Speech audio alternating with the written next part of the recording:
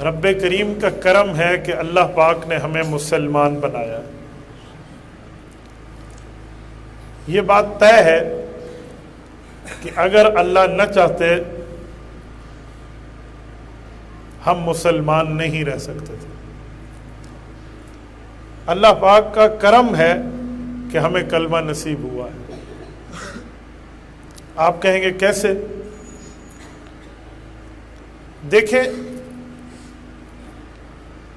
انسان کو رب نے دنیا میں ایک محدود اختیار دیا ہے. محدود اختیار کا معنی کہ انسان اپنی خواہش کے مطابق کچھ حد تک چاہے تو کر سکتا ہے، ہر چیز نہیں، کچھ حد تک.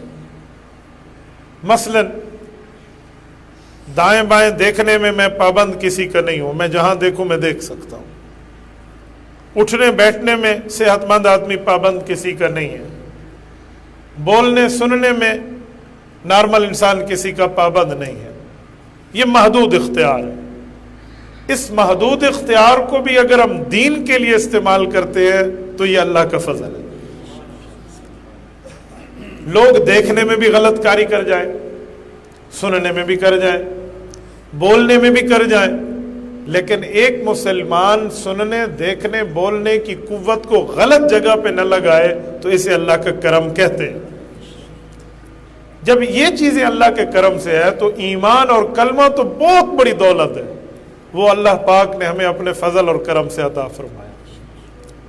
دوسری بات، ہم میں اور غیر مسلم قوموں میں شادی کا تصور موجود ہے. جب ہم نکاح میں بیٹھے ہیں نا تو میں اس حوالے سے بات کرتا ہوں. غیر مسلموں میں بھی شادی ہے، ہمارے ہاں اسلام میں بھی شادی ہے. بعض غیر مسلموں کے ہاں تو نکاح ہے اور بعض کے ہاں نکاح نہیں ہے، صرف ریلیشن شپ کا نام ہے. کافر اور مسلمان کی شادی میں بڑا فرق ہے.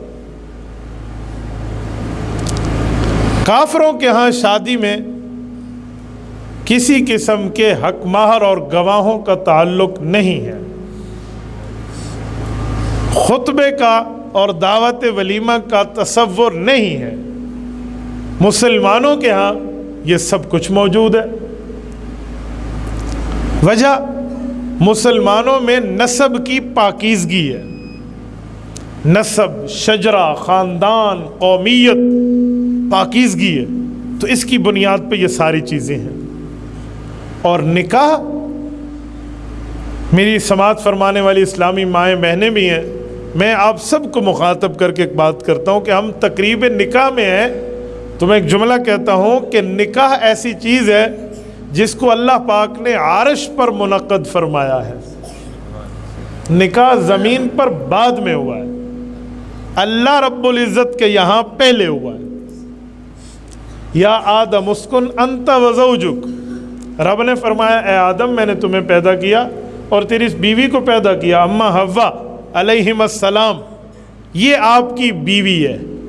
یہ لفظ کہنا اللہ کا، اسے نکاح کہتے ہیں، کیونکہ رب کا کہنا وہ کن فیکون کا تعلق ہے نا. تو جب یہ نکاح وہاں منعقد ہوا تو اس کا مطلب کہ جب تک یہ نکاح کی ترتیب اس معاشرے میں رہے گی تو انسانیت رہے گی، اور اگر نکاح کا تصور ختم ہو جائے گا تو پھر کائنات سے انسانیت کو مٹا دیا جائے گا. آپ کہیں گے کیسے؟ میں اس پر دلیل لاتا ہوں. آپ نے حدیث پاک میں پڑھا ہوگا کہ لا تقوم الساعہ حتی یقال فی الارض اللہ اللہ. صحیح مسلم کی روایت حضرت ابو ہریرہ رضی اللہ تعالیٰ عنہ ارشاد فرماتے ہیں کہ رسالت مآب صلی اللہ علیہ وسلم نے فرمایا کہ اس وقت تک قیامت قائم نہیں ہوگی جب تک زمین میں اللہ اللہ کہنے والے موجود ہوں گے. یعنی اسلام موجود ہوگا، ایمان موجود ہوگا، قرآن اور دین اور شریعت موجود رہے گی تو قیامت نہیں آئے گی.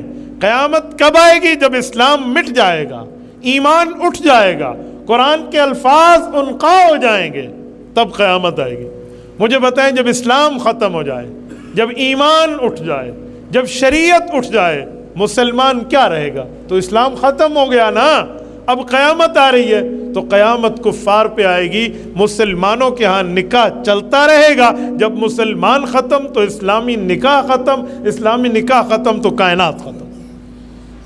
اس سے سمجھ آیا کہ کائنات بنی بھی نکاح کی وجہ سے ہے اور بچی بھی نکاح کی وجہ سے ہے. اب یہ کائنات کے خاتمے کی طرف اشارہ ہے اگر ہم نکاح کے علاوہ کوئی راستہ تلاش کریں.